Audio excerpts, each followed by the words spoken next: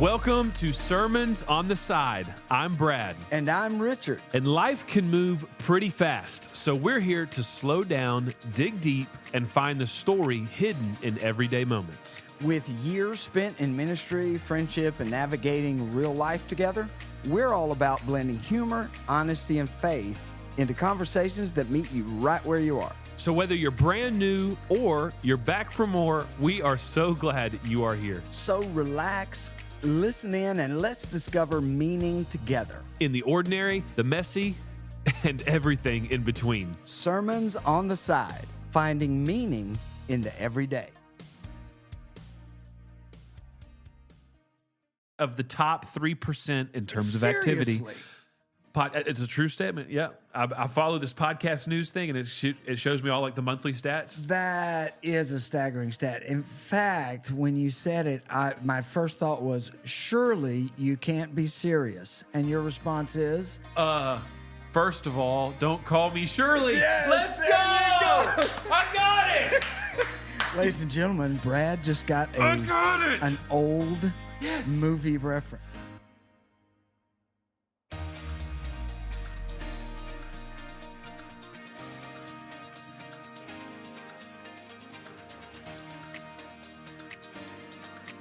And welcome back to another episode of Sermons on the Side. That's right, this is the third take at the intros because we have royally messed it up every time. We just keep stumbling. So third time is the charm. Happy Holy Week to all of our incredible listeners. We hope that this incredible week in between Palm Sunday and Easter is treating you well. And any service that you attend, whether it's today or whether it's tomorrow for Good Friday, and then certainly wherever you call home on Sunday, we hope that it just is an incredible, reflective, and just an awesome week. Richard, how are you, sir? Man, I'm doing nicely. Thank you. It has been a great week. My wife and I have been going through the Sermons on the Side daily Bible readings that are synced up with some of the events that took place according to the gospel accounts that took place between Palm Sunday and, of course, Resurrection Sunday. And so I've been listening to the worship songs that we also included in our Bible readings for this week. So it's been a good, I don't know, there's worship during Holy Week hits different. You know what I mean? Yeah. And we have been enjoying it. And it's beautiful. It's awesome. It's sobering. Yeah. Because we know that here we are on Thursday of release of this episode. And we know tomorrow night, many of us are going to be worshiping together in our churches or with our families, remembering the crucifixion. So it is just, I hope it has been a good week of worship for you. And more importantly, as Brad was saying, we really hope it's going to be powerful worship on Easter weekend. And it's not lost on us that, for everybody that's listening, you're going to be coming from a different place. There might be people that are celebrating Easter for the first time with a new family member like us. Come on, a little family of five. Or maybe you moved back home, you're closer to family. Anyways, it's a very joyous occasion. Yes. And maybe this is the first Easter that one family member is not present. And right. And the Easter table looks a lot different. Yes. Maybe that Easter egg hunt is a little quieter. Yeah. And our hearts just go out to both sides of the spectrum for everybody that's going to be welcoming in this Easter weekend together. Just know that we love you, and we are so thankful for you tuning in. Absolutely. And, on that point, Brad, it is important for us to realize in these seasons of life where we find ourselves in different moments, like you just described. And the beauty of it and the power of it is realizing that the Lord is with us through it all, through whether it's those exciting seasons or the darker seasons. That's right. Well, hey, before we dive into the sermon on the side, which I know I can't wait, you are armed and ready over there. I'm so ready. I have a trivia question for you. Okay. What? And it's a podcast stat. I didn't even tell you I was going to do this, but it's like a staggering stat. We haven't done one in a while. But I've been doing all this research on all the latest and greatest and all the news and the weather and the stats. there's about 5.5 million podcast shows that are out there. Okay, when you say out there, you're saying If you wherever you listen to your podcast, you go to the search bar, right. you got 5.5-ish million to choose from. So, in the history of what we know as of podcasts, Right. there have been somebody has started.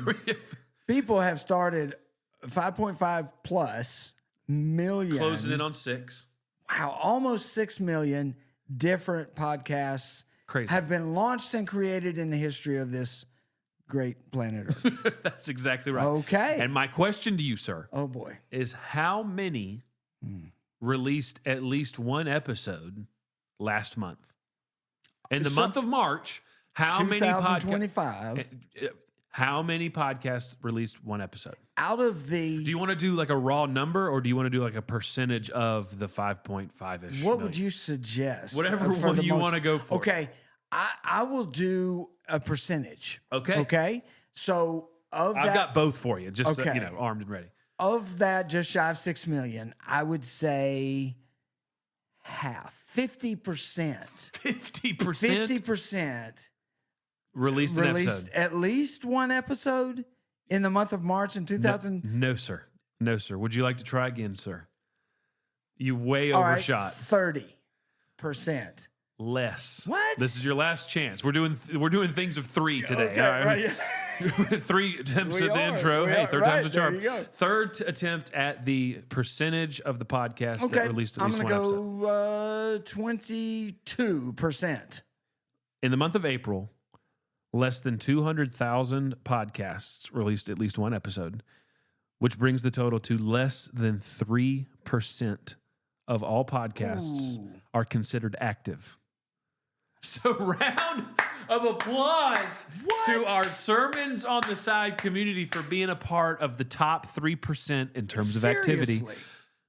It's a true statement. Yeah. I follow this podcast news thing, and it shows me all like the monthly stats. That is a staggering stat. In fact, when you said it, my first thought was, surely you can't be serious. And your response is? First of all, don't call me Shirley. Yes, Let's there go! you go. I got it! Ladies and gentlemen, Brad just got an old movie reference. All right, Mom, turn the volume up and let Fred hear that again because I got it, and he doesn't have to be mad at me anymore. Oh, that's good. Dude, But seriously, seriously, that is mind-boggling. It's an awesome stat. It was encouraging to me. I was excited to share it with you, and I was excited to share it with our listeners. One of the cool things that we are loving about this show is that ongoing kind of listener relationship that we have. No doubt. Hearing the feedback, right? hearing the things that you like, the things that you don't. No, I'm kidding. Maybe more of the hot takes that you don't. Oh, well, whatever. The baked potatoes that you don't. Speaking of which, can I talk Oh, about please do. Yes. a listener interaction? This is one of our newer listeners, a friend of mine. Mike and I met just a few weeks ago, and so shout out to Mike Frost of the Columbus, Georgia area, and Mike has begun listening to the podcast, and he's kind of catching up. Love it. And so, in fact, today, as I'm driving here to record this episode with you, Okay. I get a text from him, and he says, "Just a heads up, Richard. Publix had a buy one, get one free special on microwavable frozen baked potatoes." Seriously? Yes, Mike. New friend, new listener, already hating on my baked potato take. Yes. Already in my top 5 favorite moments. Yes. Yes, Mike, you have a fan. That's in awesome, Brad. Mike. Thank you.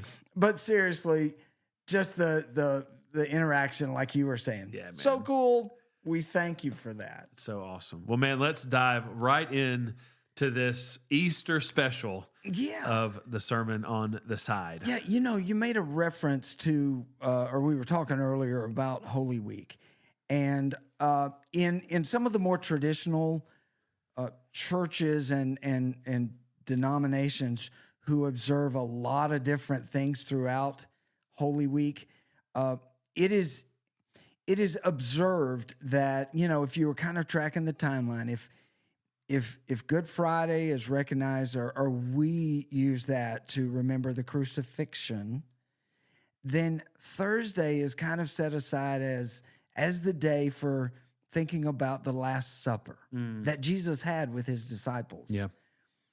Of course, they didn't know what was coming. He did. And he said to them, I've eagerly desired to have this meal with you.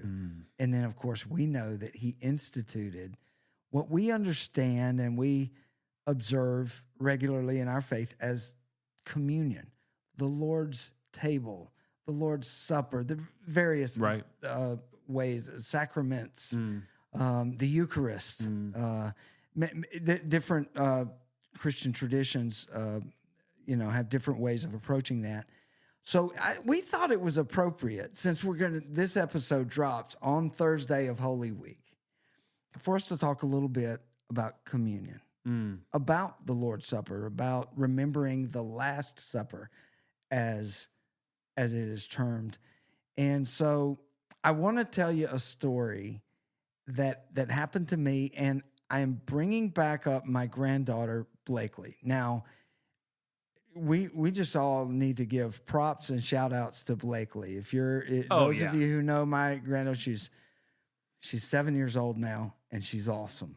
This story kind of intersects with one of the great passions of my life, and you share it, and that is cheering for our Atlanta Braves. Yeah. Okay, so at Braves. this point, our listeners are kind of swimming, trying to figure out what's going on. We're talking about communion. We're talking about Blakely. Now we're doing the tomahawk chop. What is going on? Help us. It's gonna make sense. Well, stick with us. Several years ago, my granddaughter was staying over on Friday nights. It's kind of a tradition. She does a sleepover at Poppy and Gigi's house. Oh. So Saturday mornings are really cool because we're all awake and we wake up and we have our coffee, and she has a little glass of milk, and my wife, me as Poppy, and my wife as Gigi, my mother-in-law, Meemaw, we're all sipping on our coffee. Love it. She's sipping on milk. We're chit-chatting for as long as we can before she says, when can I watch a Bluey episode or something like that. Right? So, but what I decided to do, because when you're at Poppy's house, everything is like a production. Oh, yeah. And you got to make it fun. So I said, all right, Blakely, I'm going to go pour my coffee. And it became a tradition that I bring her with me, sit her up on the counter. Yes, small children sitting on the kitchen counter because it's Poppy and Gigi's house. And that's how we roll. That's right. So she sits on the counter and she helps me pour my creamer into the cup and then watches me pour the coffee. The important question that all of the coffee drinkers are now thinking to themselves, how do you drink your coffee? Clearly it's with cream and sugar, but like how much? Cream and sugar, not too much. I like it. I like the coffee to be strong. Okay. So it's just a soft brown, a light soft brown okay. color by the time I'm done. But it's cream and then sugar. It's not one of the sugary, like the pre. No, I actually do. My wife gets a hazelnut creamer. The hazelnut. And so okay. I don't have to add sugar. There so you the go. sweetener's there. So Blakely helps me pour that in there.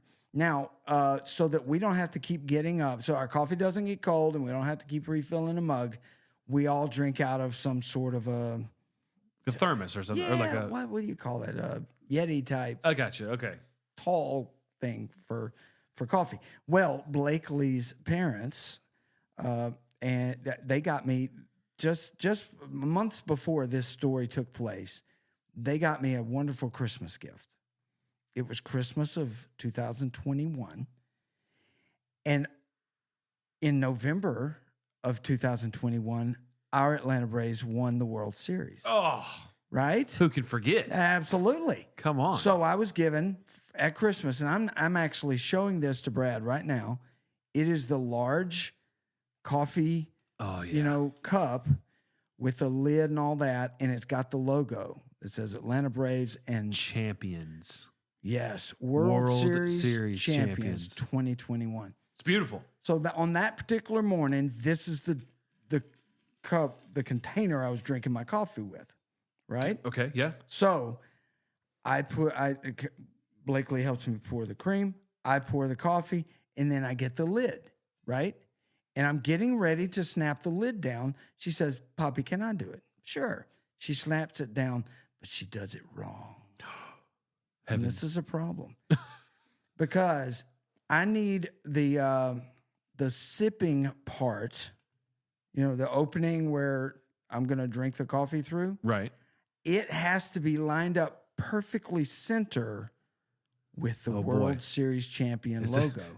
Is this a segment? Is this one of those like, I gotta have it lined up. Pray for Richard. No. Okay, I'm tracking. Here's the thing. And so I say this thing, I explain to Blakely why it has to be thus.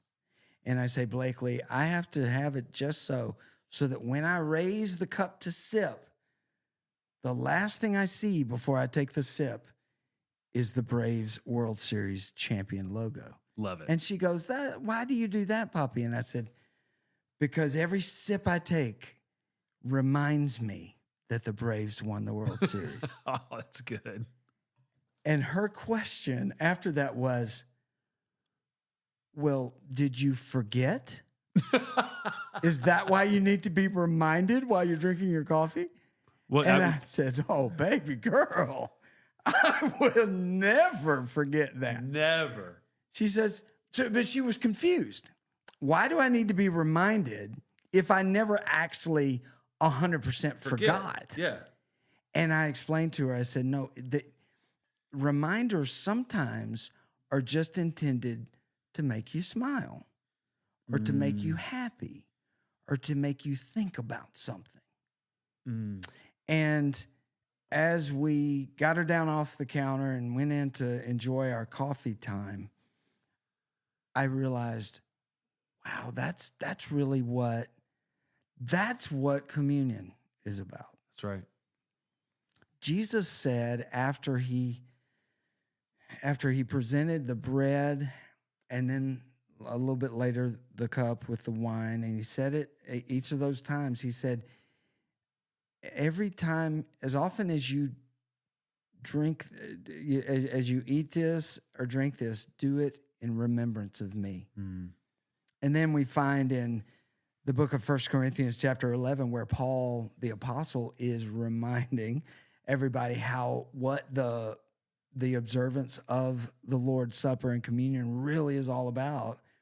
He says it this way. He says, for as often as you eat the bread and drink the cup, you remember the Lord's death until he returns.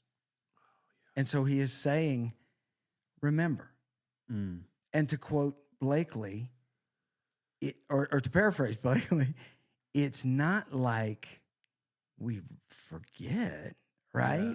It's not like I 100% wake up one morning and totally forget that Jesus Christ sacrificed himself on the cross for me. Right. I don't. I've never, ever totally forgotten that.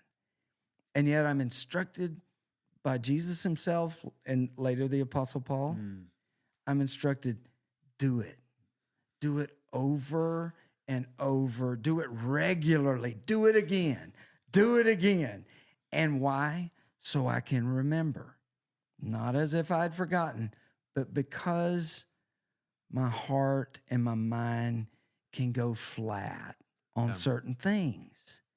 And it's like that, right? In relationships or what have you. I need to remember. I need to, let's line this up. let's line this cup up. Yep. So that when I'm doing normal, just regular things, like taking a sip, like going about my day, like getting in my car, like shaving in front of the mirror, or spending time with my children, or my wife, my grandkids.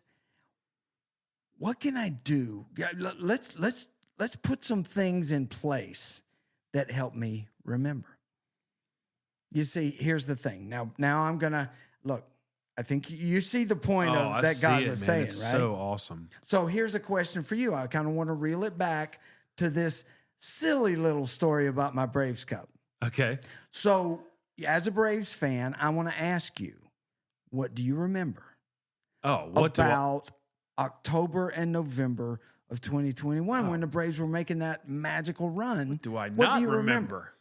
Golly, that was one of the peak times to be a sports fan in my life, not just because of the Braves, but also because of the Georgia Bulldogs. But specifically as it relates to the Braves, good year, dude.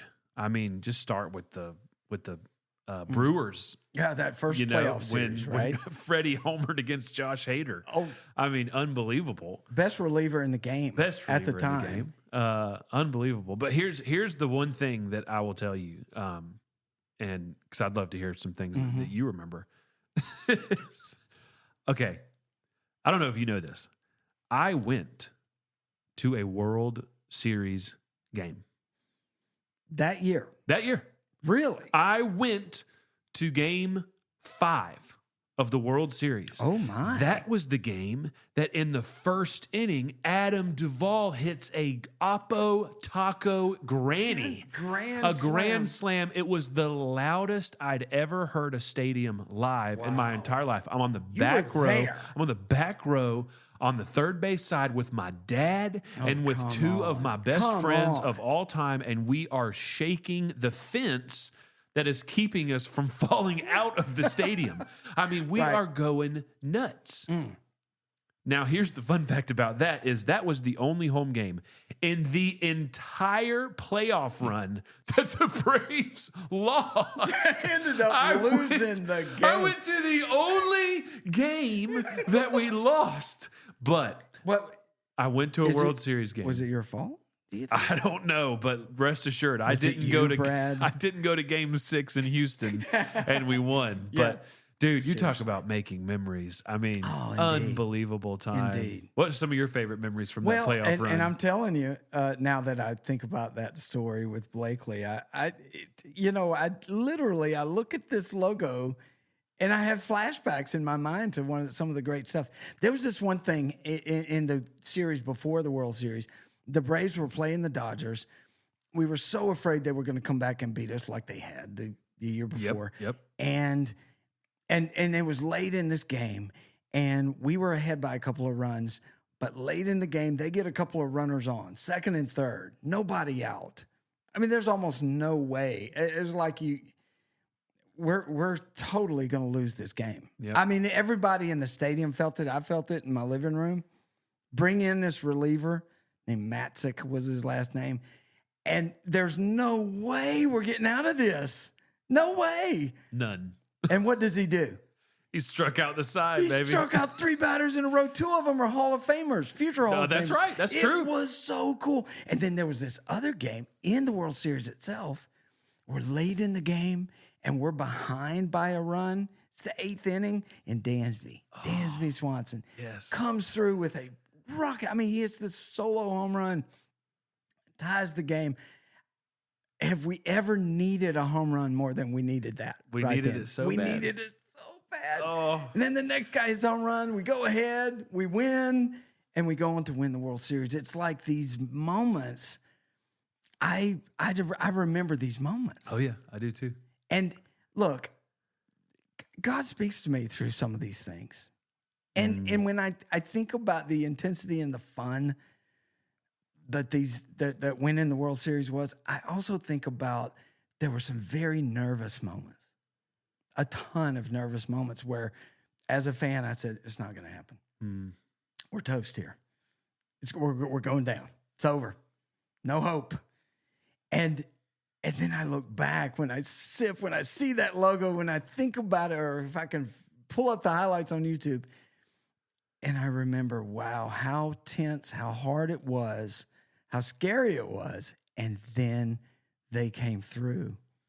And when I think about this sermon on the side, I think about my life. I think about how we're told to remember.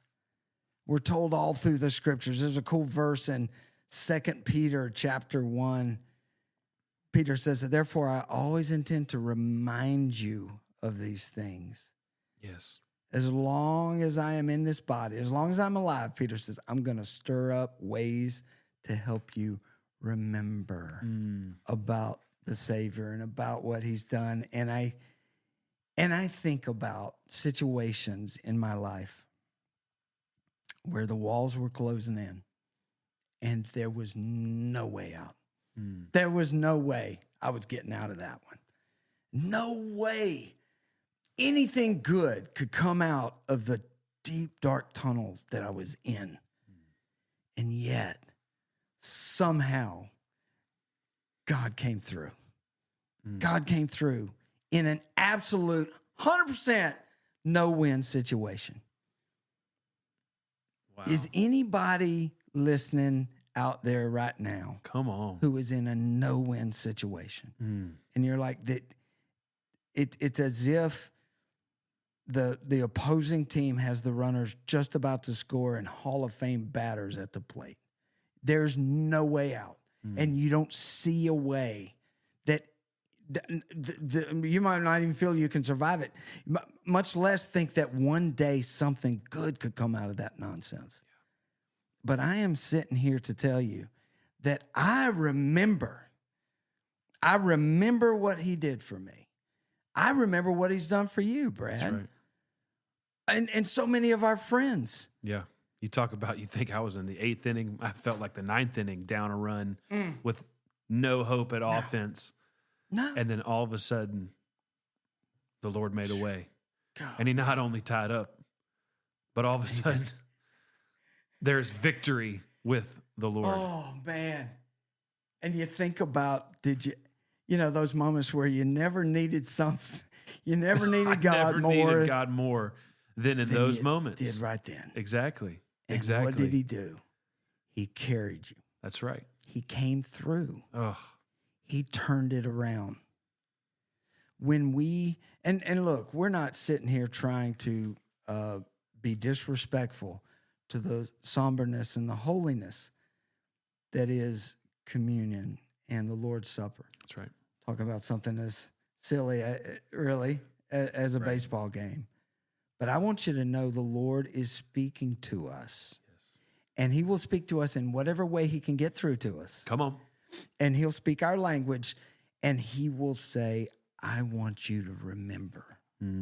I want you to remember. And what better day or weekend for us to have this conversation than on Holy Week. That's right. And leading into Easter weekend, where we're going to so viscerally and probably in a real emotional way and visual way connect with. I mean, every time we pass a cross in a church front yard or whatever, or maybe we see watch some films, whether some people watch Passion of the Christ every Easter weekend. Whatever it is, you're going to have an opportunity to remember what the Lord has done. Yes. And he has done what nobody thought he could do, and he's done what we could not do for ourselves. That's right. And so why not celebrate that? And why not in the darkness that you're sitting in today or tonight or when you're listening to this? Why not in that darkness? Take the bread and take the cup and say, Lord, I remember. And my greatest need, the thing I need more than anything, is forgiveness, is to be returned to right standing with God. And when there was no way, you made a way for that to happen for me. And say that to the Lord and pray that to the Lord. And you might feel farther away from God right now than you ever have in your whole life. You may never even talk to God. Maybe you don't even have a relationship with God. Why not now? Why not now to say, this is probably the best night to say, Lord, I remember the stories I've heard. And I'm just telling you, y'all, he will do it for you. What he's done for us, he will do for you. All you have to do is ask him to. So good. Yeah, man. Amen. Dude, wow. That's unbelievable. I am so encouraged, and I'm ready to take up that challenge to remember, to build my altar and to remember. Yeah, let's do that. Let's do that. Man, it feels like such a huge shift in a transition to go from that to one of a our segment. little segments, right? And yet here we are at the time of each episode where we make that shift. So shift with us, everybody. Well, do we have? Well, I should ask first. Do we have Look, we have a segment, and it really is just a. Look, we're going to ask Brad. All right, ask Brad and Richard. Richard and Brad are going to share things, and here's the question. We're going to answer a question. Okay. The question is, what things do you experience in your life right now that make you feel old? What makes you feel old? The first thing that comes to mind is when somebody asks me to leave my house.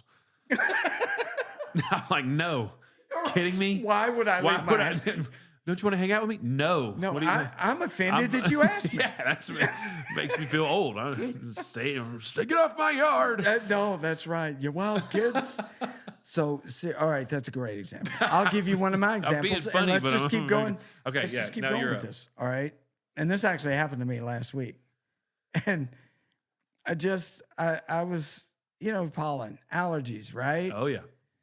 I sneeze really aggressively. I think it happened last Thursday or Friday. What is aggressively sneezing? I mean, it was just a sneeze that comes from your very soul. Okay. You know what I'm saying? I do know. It's pretty loud, because I always, it's like an exclamation point. Okay. After my sneeze. Wah, Of course, everybody in my family loves it when I do that. Sarcasm. So I sneezed aggressively, and I promise you, I pulled a muscle in my side, and for days, including right now. If I were to sneeze right now, I'd be out for like an hour and a half. I want you to take a deep breath. I just want to see it. He's gonna wince in pain.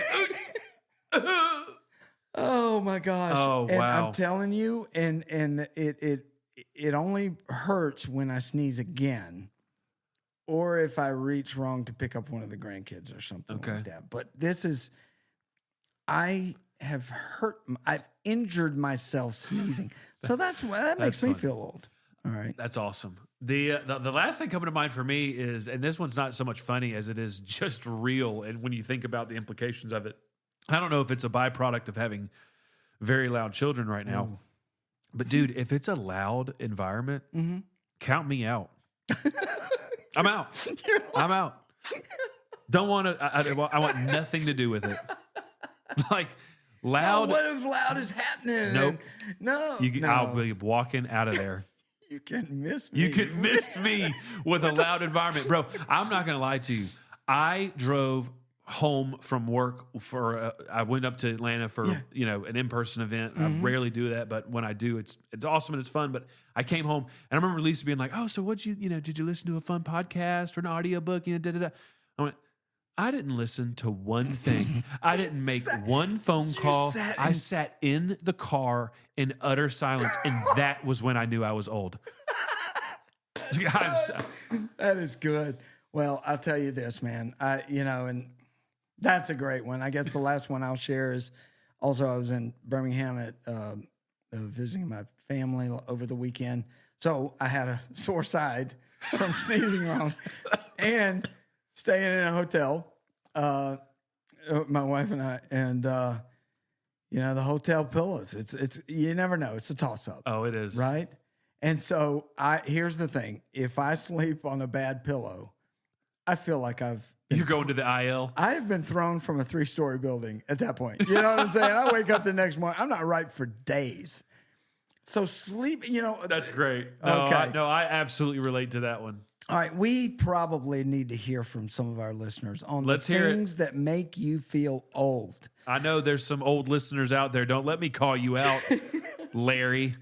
Did I do that? You did. Oh, no. You did. Wow. Okay. It's only because we're going to see him in a couple of weeks. That's and I'm right. very excited Larry about it. from New Orleans. It's coming over to Columbus, so that's going to be really cool. That's the first time I've done that, Larry. I apologize.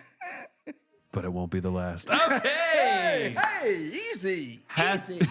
Happy Holy Week, everybody. Yes, indeed. We are so grateful for your time and for joining us with us today. And just hope you have an incredible Maundy Thursday, or if you're listening to this at another time, we hope you have an incredible day, reflective of all the goodness that God has done in your life and all of the goodness that God will do in your life. That's right. We're so thankful for you. We will see y'all next week.